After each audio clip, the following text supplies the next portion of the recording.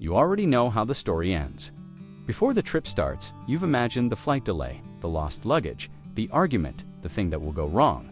Before the job interview, you've already rehearsed how you'll feel when they say no. Before someone you love says, "I need to talk to you," your heart is already bracing for the worst possible version of that conversation.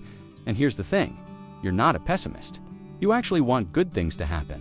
You just can't let yourself believe they will. Not fully, not without a backup plan for when it all falls apart. If that sounds like you, keep watching. Because what's happening in your brain is not a character flaw. It's actually one of the most sophisticated survival systems the human mind has ever built. And once you understand why it's there, everything starts to make a lot more sense. Let's talk about what this actually looks like in real life. Someone invites you somewhere, and instead of just feeling excited, your brain immediately starts running the simulation. What if I don't know anyone there? What if I say something weird? What if I go and it's awkward and I regret it? And sometimes the thought spirals so fast that by the time you answer, part of you has already decided it's probably not going to go well. Or maybe it shows up in relationships. Someone treats you well genuinely, consistently well, and instead of relaxing into it, you feel this quiet tension in your chest, like you're waiting, like there's a catch somewhere and you just haven't found it yet. You can't fully enjoy the good because your brain won't stop scanning for the threat. Maybe it shows up in your body before your thoughts even form. A tight chest in the morning before anything has gone wrong. A low-grade anxiety that follows you around. A habit of mentally rehearsing disaster even when life is, by all measures, fine. People around you might say things like, "Why do you always expect the worst?" Or "Can't you just enjoy this?" And you don't have a clean answer because you don't fully understand it yourself. You just know that you can't seem to stop. This is not anxiety for the sake of anxiety. This is something much older than that. Here's where the psychology comes in, and this is the part that changes how you see yourself. Psychologists call it defensive pessimism. But underneath that, at a deeper level, what's actually happening is that your brain learned something early on. It learned that good things end, that safety is temporary, that if you get too comfortable, the fall is going to hurt more when it comes. And for a lot of people, that's not just a belief they picked up from nowhere. That belief came from somewhere real. Maybe you grew up in a house where things were unpredictable, where things were fine one minute and not fine the next. Maybe you had a parent whose mood could shift without warning. Maybe you experienced loss, a relationship ending, a family breaking apart, a moment of stability that suddenly disappeared, and your nervous system took notes. The brain, especially during childhood, is designed to learn from patterns. And if the pattern it learned was things fall apart when you're not looking, then preparing for the worst isn't pessimism. It's the brain doing exactly what it was trained to do, protect you from being blindsided again. Researchers who study attachment and early stress responses have found that children who grow up in unpredictable environments develop hypervigilant nervous systems. Their brains become very, very good at detecting threats, even potential threats, even imagined ones, because in their environment, missing a real threat had real consequences. The problem is, those systems don't just switch off when the environment changes. You grow up, the environment stabilizes, but the brain is still running the old program, still scanning, still preparing, still trying to make sure you're never caught off guard the way you were before.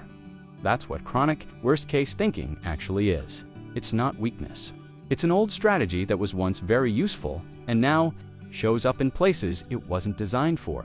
And this is where it gets really interesting, because there's a second layer to this that most people never think about. Preparing for the worst doesn't just protect you from pain, it also protects you from something else: disappointment. There's a very human logic at the center of this. If you already imagine the bad outcome, you feel like you've already processed it. You've already grieved it before it happens. So if it does happen, the shock is smaller. And if it doesn't happen, if things actually go well, then great, you were wrong, and that's a relief. But here's the cost of that strategy. When things go well, you can't fully receive it, because part of you was holding back, preparing for it not to. You got the good thing, but you didn't let yourself feel it completely because you were protecting yourself from losing it. Psychologists sometimes call this emotional bracing. You're essentially putting up a wall between yourself and good experiences, because the risk of losing them feels more dangerous than the benefit of having them. And over time, This does something quietly painful. You start to feel like you're always on the outside of your own life. Like good things are happening around you, but you're watching them with a kind of distance. Never fully in it, always waiting for the other shoe to drop. That feeling of distance, that's not numbness, that's protection. And it made sense once, but right now it might be costing you more than it's saving you. So what do you actually do about this? Because understanding why it happens is not enough on its own. You need something you can work with. The first thing, and this sounds small but it matters, is to stop calling yourself a pessimist. The label shapes how you see yourself.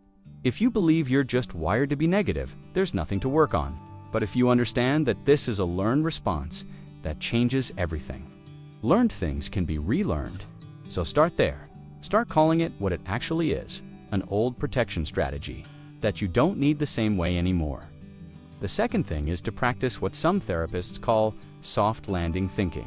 Instead of preparing for the worst to protect yourself from shock, you give yourself permission to imagine a realistic outcome. Not the best case, not the worst case. Just what would actually probably happen if things went reasonably okay?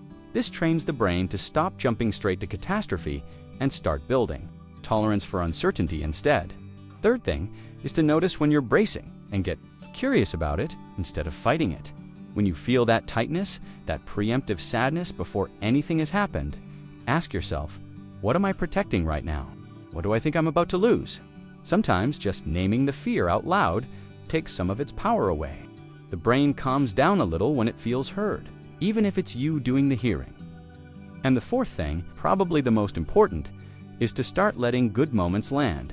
This is hard. It feels almost dangerous at first, but when something good happens, pause. Stay in it for 30 seconds longer than feels comfortable. Notice the detail of it. Let your nervous system register that this is real, that it's okay to be here, that you're allowed to feel this without immediately preparing to lose it. This is not about toxic positivity. You don't have to pretend everything will be fine. You just have to give yourself permission to be present. Before it, it's brain that learned to protect you this way. It was smart. It was doing its best. It just doesn't know yet that you're somewhere safer now. And that's actually something you can teach it. If this video hit close to home, subscribe. There's a lot more where this came from.